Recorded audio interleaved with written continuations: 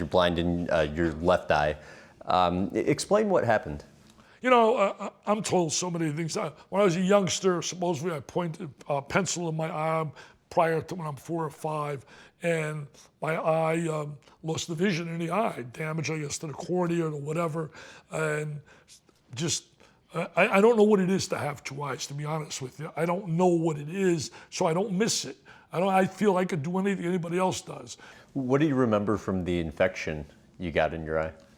That was probably worse than, that I do remember. I don't remember the poking in the eye as a little baby or a kid, 2, 3 years old, but I do remember the infection. It was the start of my junior year.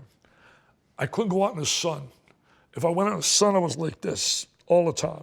I mean, it was pus coming out of my eye. It messed. My mother was going from one doctor to another, and we're getting different advice. A lot of them were saying, we should take the eye out. Take the eye out, because you can't see it in any way. Take it out. And the other doctor said, no, don't take it out, because you never know latest techniques. We'll try this medicine. And finally, my family physician, Dr. Joseph Latona, who delivered us, and he was a great guy.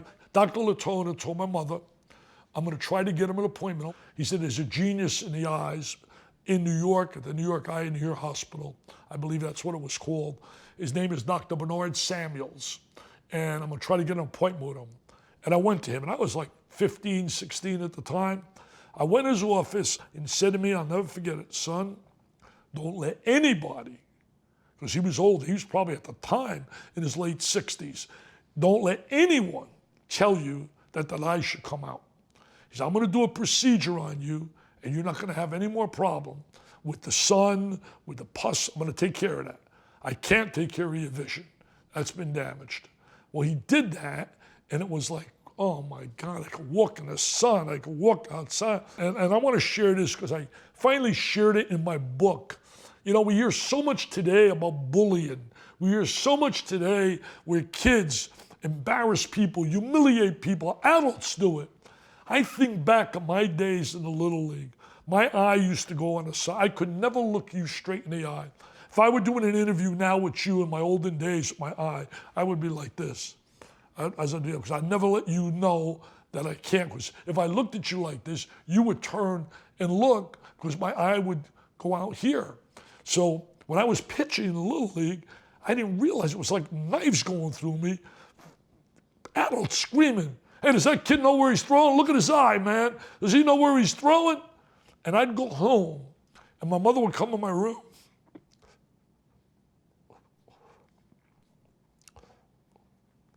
I could feel it today. I would go to my room, and I would cry like a baby because I was so hurt. I'd look at the mirror, and I couldn't look at the mirror. My eye was going, I couldn't control it. It was something totally out of my control. I had no control about that. And it was to bother me. You wouldn't even ask girls out for a date because you felt like, do you want to look at me?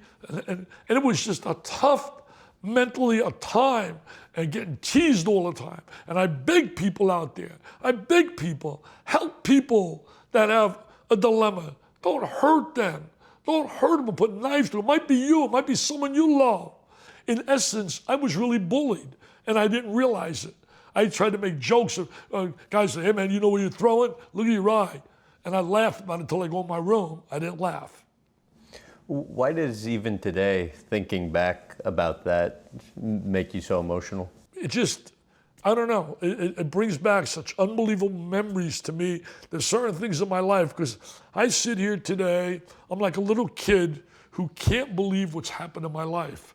I wake up every day, my wife always tells me, you know, gee whiz, you act like this is something new to you, being having some success. But I think it's unbelievable what's happening. It all happened because I learned 2 things from my mom and dad. 2 things, and I could hear them telling me today. My mother would say to me, 5th grade education. My parents, if they had a 5th grade education, they had a lot. But they had a doctorate of love. I got so much love at home, it was unbelievable. I was always meant to, in their eyes, to be the best. When I got fired by the Pistons, my father, do they know what they're doing? Are they crazy? They know how good you are. I mean, you know how good that makes you feel that your parents think. I tell parents all the time, find something beautiful to say to your kids. It means so much to them.